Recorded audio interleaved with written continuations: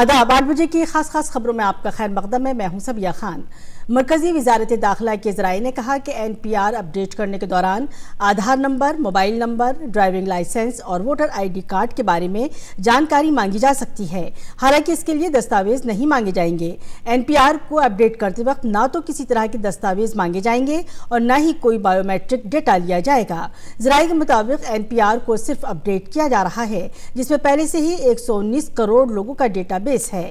NPR کو update کرنے کی کارروائی مکانوں کی فہرست سازی کے ساتھ ہی 1 اپریل 2020 سے 30 ستمبر 2020 کے درمیان پوری کی جائے گی۔ وزارت داخلہ کے ذرائع کے مطابق رجسٹر اپڈیٹ کرنے سے متعلق پچھلے سال ہی نوٹیفیکیشن جاری کر دیا گیا تھا، جسے تمام ریاستوں اور مرکز کے زیر انتظام لوگوں نے دوبارہ نوٹیفائی کیا ہے۔ اتنا ہی نہیں، مردم شماری کی طرح NPR کے لیے بھی پری ٹیسٹ تمام ریاستوں اور مرکز کے زیر انتظام علاقوں میں ہوا تھا، جس میں نہ تو کسی طرح کی دقت آئی اور نہ ہی کوئی شکایت سامنے آئی۔ پہلی مرتبہ NPR 2010 میں تیار کیا گیا تھا۔ سال 2015 میں NPR کو اپڈیٹ کیا گیا۔ جموں کشمیر سے متعلق مودی حکومت نے بڑی پہل کی ہے۔ 18 جنوری سے 23 جنوری کے درمیان 36 وزراء جموں کشمیر جائیں گے اور 6 دنوں میں تقریباً 60 مقامات پر صورتحال کا جائزہ لیں گے۔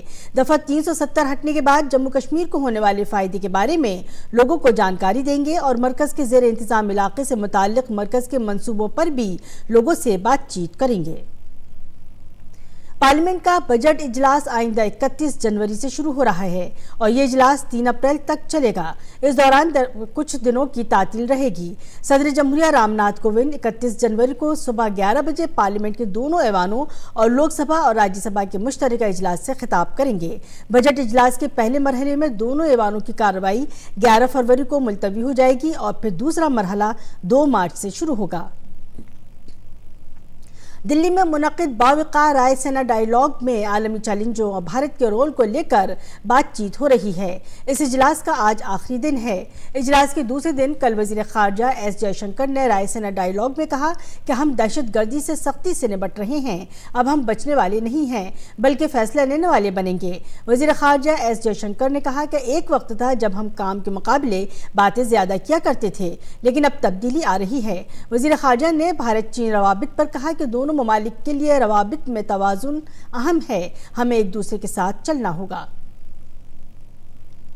روس کے وزیر خارجہ سرگئی لاروف نے کہا کہ امریکہ، جاپان اور دیگر ممالک کی جانب سے نئے ہند بحر الکاہل کا تصور موجودہ ڈھانچے کو نئی شکل دینے کی کوشش ہے۔ ہند بحر الکاہل کے تصور پر انہوں نے کہا کہ کسی کو بھی روکنے کی کوشش نہیں ہونی چاہیے۔ انہوں نے بھارت کے موقف کی حمایت کی۔ سرگئی لاروف نے کہا کہ بھارت اور برازیل کا اقوام متحدہ کی قومی سلامتی کونسل میں ہونا ضروری ہے۔ رائے سینا ڈائیلاگ 2020 میں ایران کے وزیر خارجہ جواد ظریف نے کہا کہ مشرق وسطی میں امریکی فوج کے خلاف ایران کی طرف سے اب مزید حملے نہیں ہوں گے اور یہ کہ ایران نے جو بھی کیا وہ اپنے دفاع میں کیا ہے۔ روس کے وزیر خارجہ سرگئی لاروف نے وزیر اعظم نریندر مودی سے نئی دہلی میں ملاقات کی۔ وزیر اعظم کے ساتھ انہوں نے 2 طرفہ امور پر بات چیت کی۔ رائے سینا ڈائیلاگ سے علیحدہ 12 ملکوں کے وزرائے خارجہ کے ساتھ ہی کامن ویلتھ اور SCO کے لیڈروں نے وزیر اعظم نریندر مودی سے اجتماعی ملاقات کی۔ اس دوران مختلف امور پر بات چیت ہوئی۔ بری فوج کے دن کے موقع پر وزیر اعظم نریندر مودی کل نئی دلی کے آرمی ہاؤس میں منعقد پروگرام میں شامل ہوئے۔ اس موقع پر صدر جمہوریہ رام ناتھ کووند، وزیر دفاع Rajnath Singh, chief of defence staff general Bipin Rawat اور فوجی سربراہ جنرل منوج مکند نرونے موجود تھے۔ وزیر اعظم نے یہاں ایک نمائش کا بھی معائنہ کیا۔ روس کے وزیر اعظم دمتری میدویدیو نے اپنے عہدے سے مستعفی ہو گئے ہیں، جس کے نتیجے میں حکومت پھر سے تشکیل دی جائے گی۔ وہیں صدر ولادیمیر پوتن نے پارلیمنٹ کو روس کے وزیر اعظم اور دیگر اہم عہدوں پر انتخاب کا اختیار دینے کی تجویز پیش کی ہے، جو روس کے آئین میں بڑی تبدیلی ہے۔ وہیں صدر پوتن کے اس بیان کو 2024 میں ان کی مدت کار ختم ہونے کے بعد ان کے منصوبوں کے بارے میں کئی طرح کی قیاس آرائیاں کی جا رہی ہیں۔